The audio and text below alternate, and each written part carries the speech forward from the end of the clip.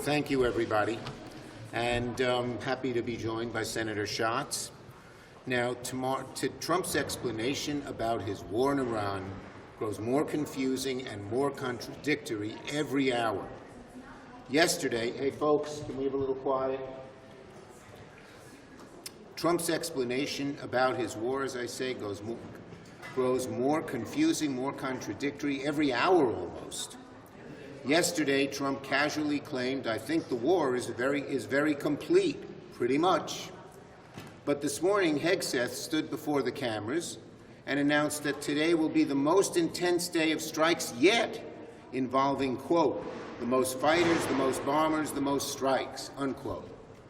Which is it? Is the war ending soon, or are we on the brink of the worst fighting yet? Donald Trump's a liar.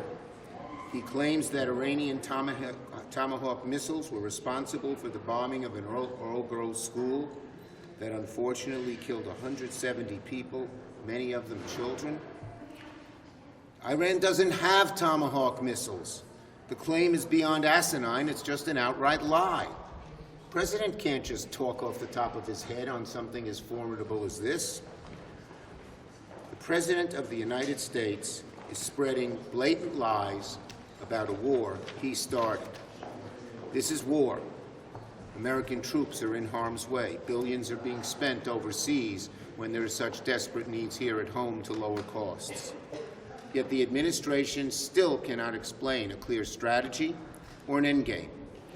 That's why today I joined with my colleagues Senator Reid and Shaheen and called on the Senate to halt the Trump administration officials. What we got there? Now, from voices, it goes to music. Anything to thwart my wonderful remarks. Anyway,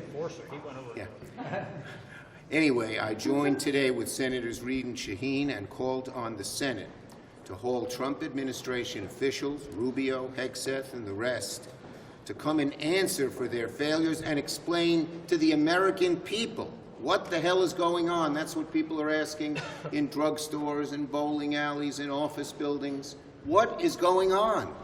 No one can understand it from what the Trump administration and Trump himself are saying.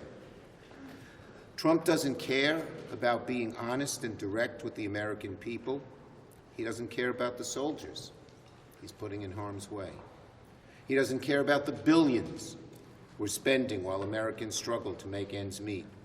He can't articulate a plan or a vision because he has neither. No plan, no vision, and we're at war. The American people are tired of the chaos. They're tired of the lies. On to another Trump administration failure, the Department of Homeland Security. We're in the fourth week of a DHS shutdown because Republicans refuse to enact common-sense reforms to ICE and CBP to protect the rights of the American public. What we're asking for is very, very simple. The same thing police officers and sheriffs do throughout America. We have three clear objectives to rein in ICE. 1, stop these roving patrols. 2, enforcement and accountability. 3, no more secret police. Cameras on, masks off.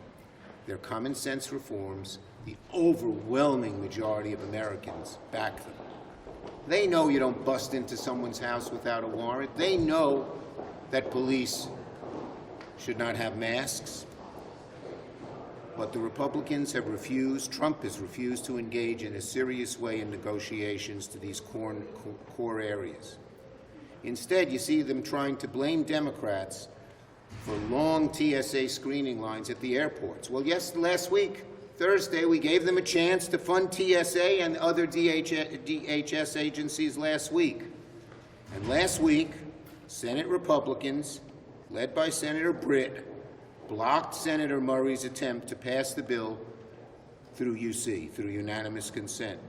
It funded the Cybersecurity and Infrastructure Agency, CISA. It funded TSA. It funded FEMA and other important DSA functions.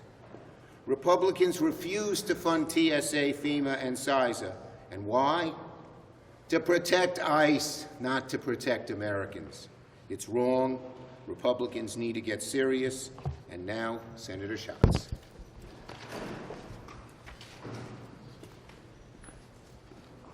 One of the things that surprised me on Monday was the number of Senate Republicans that were not aware that we went to the floor and said, why don't we narrow the scope of our disagreement all the way down to the one agency that we're fighting about? What is the reason for holding TSA hostage? What is the reason for defunding the Coast Guard? What is the reason for defunding FEMA or CISA? And so we went to the floor and said, we are in a deep disagreement, but an ongoing negotiation about ICE and CBP. And so let's narrow it to just that and fund the rest of the government. And it was blocked by Senate Republicans. And so if they would like to open any of these agencies, they should walk onto the floor and offer unanimous consent to open the Coast Guard, to open TSA, to fund FEMA, to fund CISA, and I guarantee you there will not be a Democratic objector.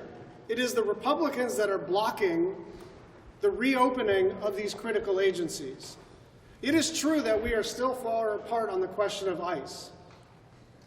It is also true that there is no reason at all to hold TSA or the Coast Guard or FEMA hostage while our negotiations continue.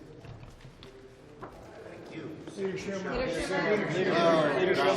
The lady in the yellow dress.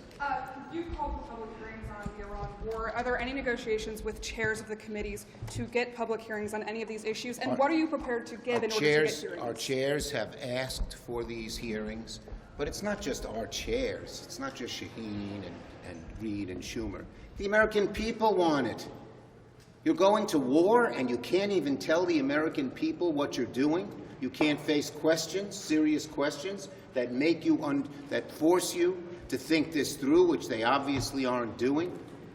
So of course we should have it. Of course, yes. Senator Bridges told us that they have offered to sit down with Democrats and the White House, and that Democrats said no. Okay, that's a lot of bull. Ask Patty Murray. It's a lot of bull. And second, we are constantly in communication with the White House. It's not that there's a lack of means of communication. We're sending things back and forth. It's a substantive problem. The White House will not budge on things that Americans want, like warrants, like demasking, plain and simple. So to put up this subterfuge, oh, it's the means of communication, bull. Ask Patty what happened. Leader Schumer. Yes. Thanks. Liam Cosgrove with Zero Hedge. 31 of your Democrat colleagues signed a letter regarding the Philadelphia American citizen who was murdered in the West Bank by Israelis. This is the 9th since 2022 murdered there. Why did you not sign that letter? I will have to. I haven't seen that letter. Would you have any this is a month ago. Leader Schumer, what is your concern about a terrorism strike if DHS is not funded and the risks that poses to the United States? Look, there's plenty of money to fund CISA on its own, but very simply, if the Republicans are concerned about risk, pass, just by unanimous consent, pass what we put on the floor, which would have funded CISA. Easy, plain and simple. So don't ask us, ask them why they blocked it. Leader Schumer. Yes. Thank you. Thank you, Leader Schumer.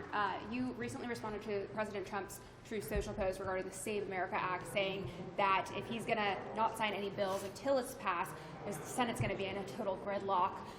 Can you just explain, isn't this sort of a stab in the back to the American people who 85% of voters support voter ID? Yes, but their bill isn't voter ID, number one. It is about voter registration. It allows ICE to kick tens of millions of people off the rolls,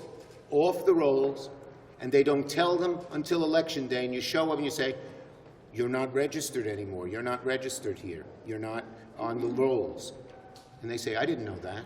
This is a bill that destroys the country, and it is not about showing ID when you show up to vote. It's about the voter registration rolls, destroying them, purging them, not letting people know, and taking the rights in a algorithm put together by ICE, put together by DOJ and Musk. It's an outrage. And that's why so many people don't want to pass it. So if you're Yes, concerned- if you're yes, concerned about- yes, yes. Can you comment on the implications for women, that bill? Because Yes, they if a change woman their name- changes her name and you want to go first, to go register again, once you're kicked off the rolls and you have no way of knowing, only 5% of people register in person, you need a passport or your original birth certificate. If you have a new name, you're a woman, you change your name, no good. It's an outrageous bill, an outrageous bill. And we're going to fight it tooth and nail. Last one. Leader Schumer, I want to ask you, you have made clear that replacing Nome with Mullen is just a change at the top. Are Democrats going to be united against voting for Mullen, a colleague? Look, In that the nomination? rot in ICE is deep. It's not one person, it goes deep within it. And what we need is not changing the personnel, but changing the law. That's what Democrats are for. So are you guys going to be united against him?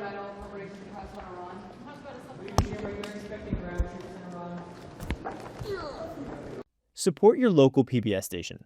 Your local station needs you now. Your generous financial support is more critical than ever to keep your local PBS station strong. Make a gift today to continue to provide a home for the NewsHour and other programs you rely on.